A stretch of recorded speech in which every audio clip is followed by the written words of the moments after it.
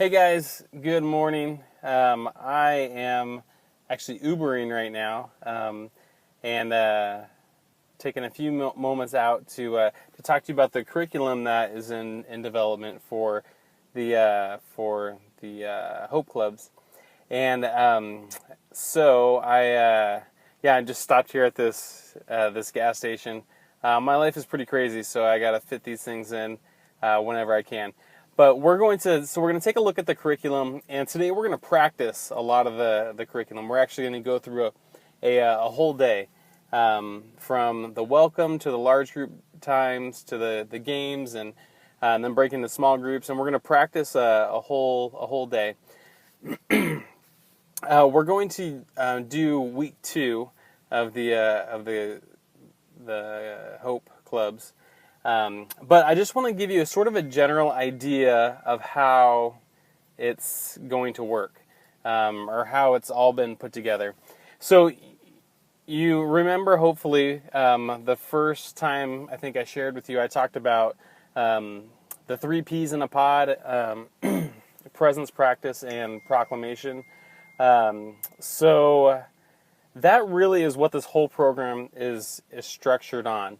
It starts with presence. It starts with building trust, and we're going to spend a lot of time playing games, doing activities that build trust. In fact, the first week of the program, everything that we do is about building trust, and the second week, almost everything we do is going to be about building trust. And then on top of that, remember the pyramid: build trust. Help them to tell their story, and then finally that top piece is proclamation, or reframing the story. So everything kind of fits into that structure. We start the program off by talking about very surface level things that are easy to talk about. Remember, we don't want to push, like when you're having a healing conversation, you don't want to push too hard and push the person too quickly, so that they're sharing stuff and feeling more vulnerable than they ought to, and then that doesn't build trust. That shuts trust down. So the program starts at a very sort of surface level of sharing. Then as the weeks go down, or the weeks go on, it'll move to deeper levels of sharing. So the second week, what we're going to do today, it's a little bit of sharing. Since you guys have been, had these weeks together, hopefully you'll feel comfortable enough to share just a little bit. So we will, right now, we're going to just walk through verbally. We'll walk through the curriculum that we're actually going to practice today. We'll walk through that so that there's no questions as you guys are doing it. Okay, so the day starts with check-in, and this is really just an administrative time where kids will arrive at the program, and they'll check in, sign in, whatever it is, whatever mechanism we use to sort of register kids. It'll be a time for them to get checked in and to hang out for a few minutes. So during this time, the role of a facilitator is just hang out with kids, smile at them, give them high fives and handshakes, whatever is appropriate. Greet their parents. Just have some small talk. Just welcoming the kids and making them feel comfortable. Maybe if we have some soccer balls or frisbees or something like that, we could have those out so that the kids can sort of just play around as they're waiting for things to get started.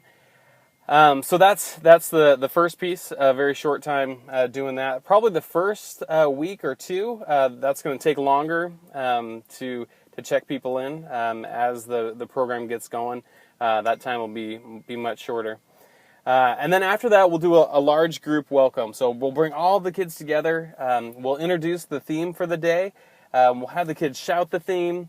We can do a silly song. Something to sort of generate some excitement.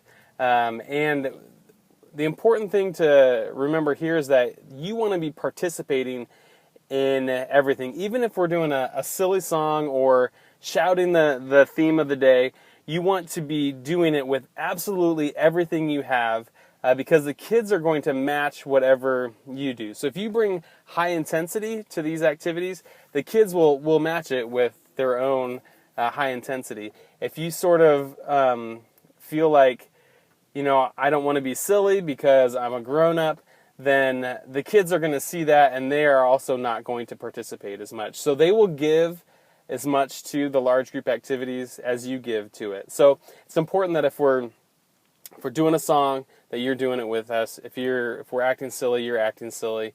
You just want to fully be participating there. So then from there, they'll go to their small groups. And in their small groups, the first thing you're going to do is some sort of activity or game that is focused on team building. Okay, so for this week's small group activities, there's two activities that are in the curriculum. Now, you can do one or both of them. The activities in the curriculum are tools for you to use. So use what you can from it. If something doesn't work for your group or seems appropriate for your group, that's fine. You don't have to do it. You can find something else that will work for your group. Also, an important thing to know is that it's not about completing the curriculum.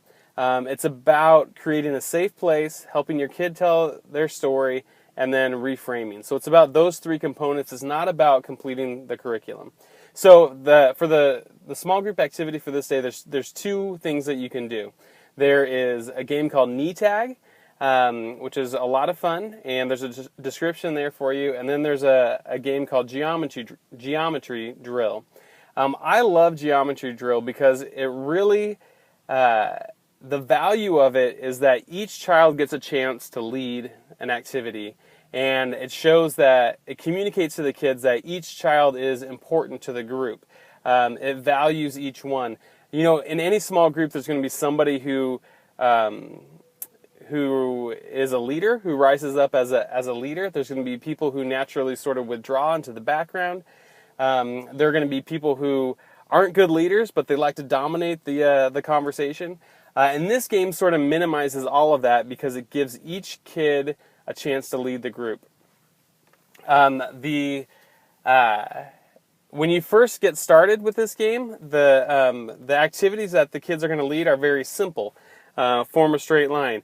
As they sort of get comfortable with the idea, the kind of activities or tasks that they need to accomplish get more and more complicated. And there's a list of things for you to have them do.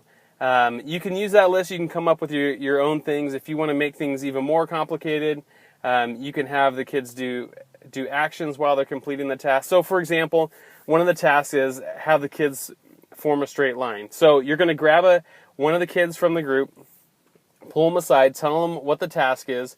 You send them back to the group, and that kid has to lead the group in forming a straight line. Very simple. The next activity will be a little bit more complicated. You'll pull a kid to the side and you'll say, okay, you need to have the group form a circle. And then that child will go back to the group and say, hey, we're going to form a circle. And then the kid leads the group in forming a circle. All right, it's very, very simple, right? And then you pull another kid aside. And this time you make it a little bit more difficult. They're going to form a triangle, an equilateral triangle. So the kid will lead the fourth person to come out.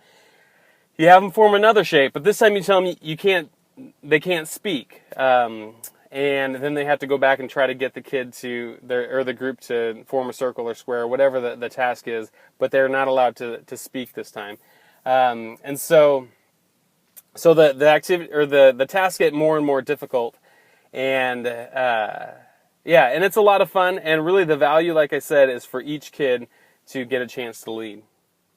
All right, I'm running out of time. I only get 15 minutes for these videos. So the next activity is the small group. It's meant to be a time of sharing, a time for them to tell their stories. And so today's activity is called Color Your Feelings or Color Your Story, I think I called it. But what you're going to do is you're going to pass out paper and crayons, and you're going to select several different colors of crayons. And you're going to start with a conversation where you are going to assign a feeling to a particular color. So let's say you have red, black, green, and there's also a list of different feelings. So there's feelings like anger and hate and happiness and love and whatever. There's a whole list of feelings. And so you're going to have a list of feelings and some colors. And you're going to have the kids in the group work together, discuss, and they're going to assign each feeling a color. All right, once you do that, that's going to take a little bit of time to do that. And it's a great way to talk about the particular feelings and what they are, and what it's like to be angry, for example, whatever. So after all the feelings have an assigned color, you're going to tell the kids that they are going to color their story, the story of their life, from their birth until today. They are going to add colors that they have felt. So let's say, for example, you match red with love, and you match black with anger, and you match orange with joy. Whatever you end up doing, they're going to fill up a piece of paper. They're going to fill up a piece of paper with all those colors that they have felt in their life. So this is what I did today. Totally random, but you can tell them that, let's say this side of your paper is the day you were born, and this side of the paper is today. And you're going to fill up all the days and all the years of your life with the different colors that you have felt. And so they'll just go through and they'll put all the colors that they want to on the paper. And then when they're done, if they would like to share, you can have them share their pages with each other, and then ask them about their colors. You can say, "Wow, seems like there's a lot of orange on your page. Tell me about the orange color," and they can talk about those feelings. You can ask them, "So, is there a specific time that you felt orange?" And maybe there is something that they can share. But you're using this as a tool to help them to talk about, to express in a very safe way feelings that they have had in their lives. And it's a pretty fun activity, I think. Then the small group activity. Okay, I only have like one more minute to go over the last part of the day. So the small group reframing activity, we're going to take a look at Psalm 139. If we can't use the word psalm, we can just call it a poem. The text is actually at the end of the curriculum, so you don't have to open a Bible to read it. And there's just a selection from Psalm 139. So you'll read that to the kids, and then they'll have sidewalk chalk. This is when we actually do the Hope program. They'll have sidewalk chalk, and as you read it, you're going to ask them to think about what does their maker see when their maker looks at them. And then they will draw a picture of what the maker sees. We don't have that capacity where we are right now, so instead of using sidewalk chalk, we're just going to use more crayons and paper. But as the psalm was read, what you're going to think about, what does the maker see, and sketch that out, draw that out. And then when kids are sharing a lot, they feel very vulnerable, and we don't want to leave them in that state of feeling vulnerable as we wrap up this week. So we're going to do an activity called it's a Safe Place Guided Imagery activity, and there's a script for it at the end of the curriculum. But it's an excellent activity to help kids find a safe place at the end of a time where they feel vulnerable. And so some of you might be familiar with this from Camp Hope, and some of you may not be. But it's a really great tool for us to use. Okay, so let's do a Hope Club day. When it comes to the small group times, I'd really like for you guys to be in groups of between 4 and 7, depending on how that works out. But 5 or 6 people per group is perfect. We go as low as 4 and as high as 7. And take turns leading different activities so everybody gets a chance to practice. It's going to be a lot of fun.